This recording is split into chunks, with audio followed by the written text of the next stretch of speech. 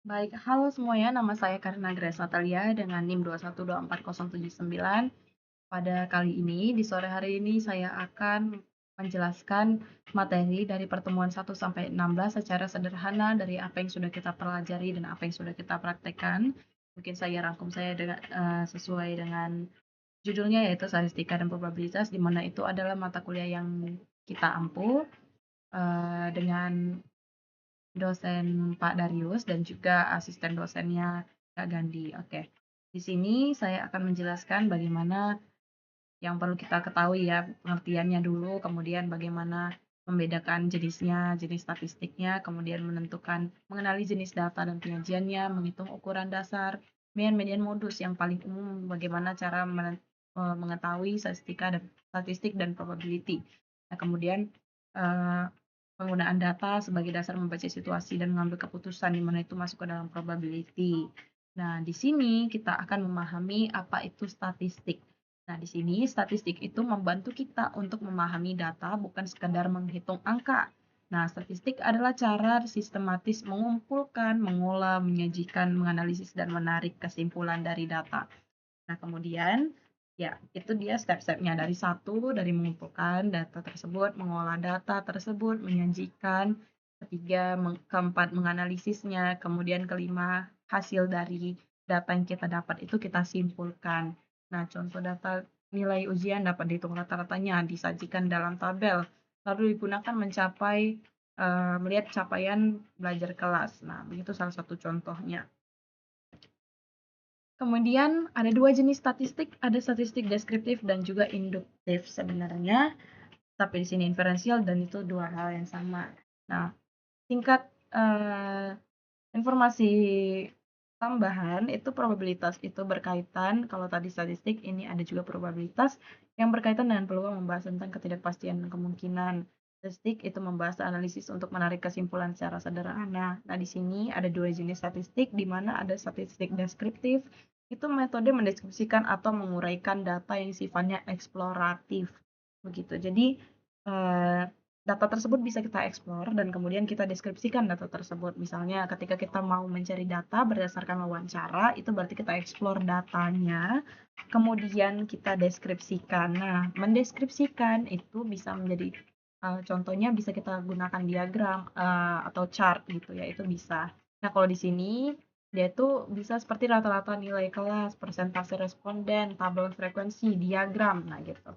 Kemudian di sini ada juga statistik inferensial atau induktif. Itu kesimpulan yang diambil berdasarkan data dari sampel yang diperoleh, menggambarkan ciri-ciri populasi. Nah, di situ bisa dengan uji hipotesis ada H0 dengan H1, kemudian estimasi, korelasi, dan regresi. Nah, itu langkah untuk menguji kebenaran hipotesis. Jadi itu gunanya statistik induktif. Jadi misalnya kalau di dalam statistik induktif atau inferensial ini kita mengumpulkan data, sampel-sampel yang ada, itu kemudian kita peroleh untuk menggambarkan ciri-ciri populasi atau seberapa banyak ini membuktikan kesimpulan ini dengan data sampel yang kita dapatkan gitu loh.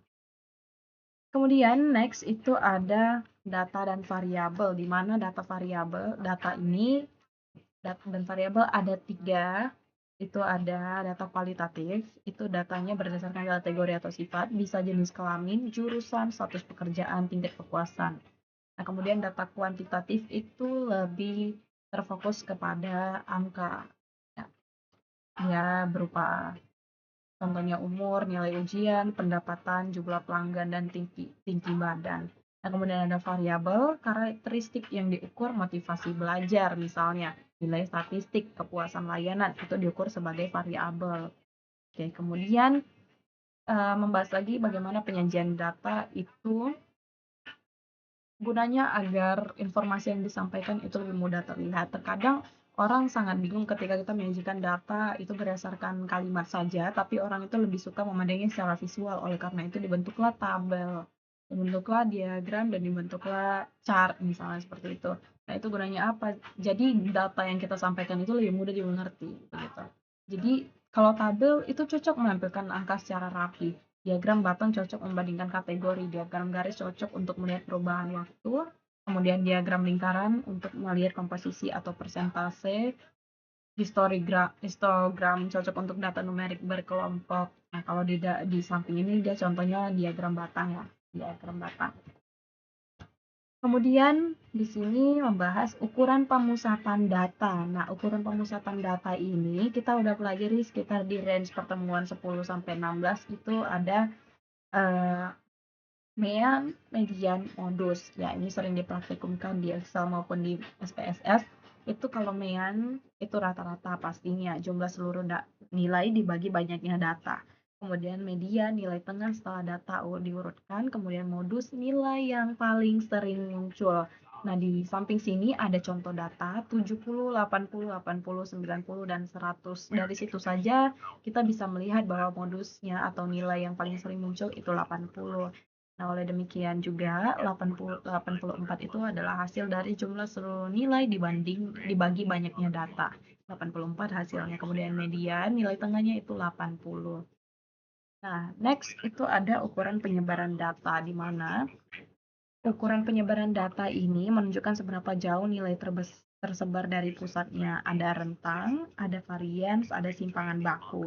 Di mana rentang ini berarti selisih antara nilai tertinggi dan terendah. Contohnya 100 sampai 70 itu 100 kurang 70 sama dengan 30.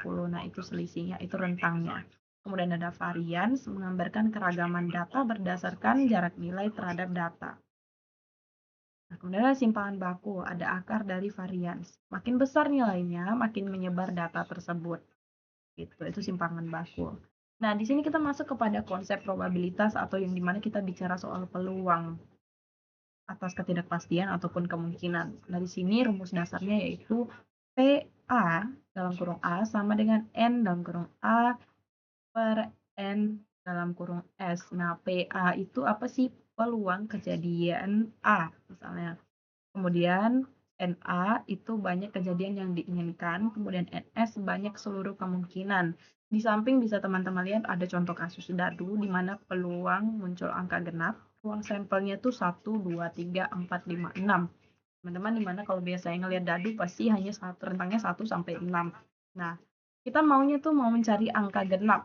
Nah, peluang untuk muncul angka genap itu berapa sih? 2, 4, 6 kan angka genap yang ada di dadu. Itu bisa kita pakai rumusnya. PA peluang kejadiannya itu 3, banyak kejadian yang diinginkan. 3 ya, per 6, banyak seluruh kemungkinan. Sama dengan 0,5 atau 50%. Nilai probabilitas selalu berada di antara 0 dan 1. Nilai 0 berarti mustahil, nilai 1 berarti pasti. Hampir sama kayak hipotesis ya. Kemudian disinilah kita mengetahui bahwa statistik, kesimpulannya adalah statistik membantu mengubah data mentah menjadi informasi yang dapat dipahami. Statistik deskriptif menggambarkan data, sehingga statistik inferensial membantu menarik kesimpulan. Jadi kalau ada statistik deskriptif, kita juga butuh statistik inferensial.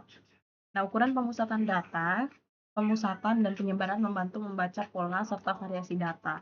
Probabilitas membantu memperkirakan kemungkinan suatu kejadian, seperti yang kita bahas sebelumnya bahwa probabilitas itu menyangkut peluang dari suatu kejadian tersebut, baik kita untuk menarik kesimpulan dari ketidakpastian dan kemungkinannya.